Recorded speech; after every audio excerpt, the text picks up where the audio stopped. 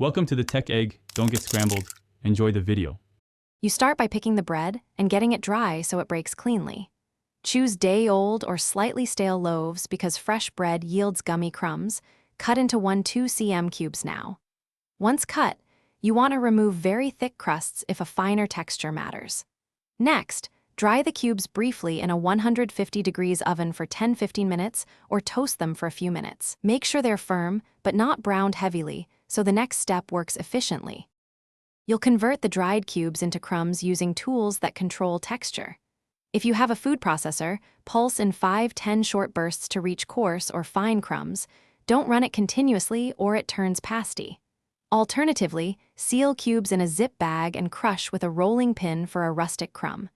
Once you reach the desired size, add seasoning. A half teaspoon salt, herbs, or a tablespoon of grated cheese. Mix evenly so every crumb gets flavor before final drying. You finish by ensuring crumbs are dry and shelf-stable.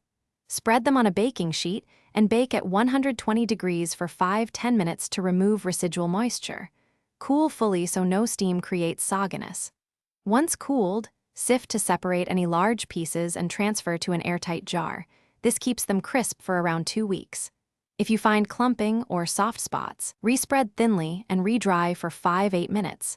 This fixes moisture and restores the ideal texture quickly.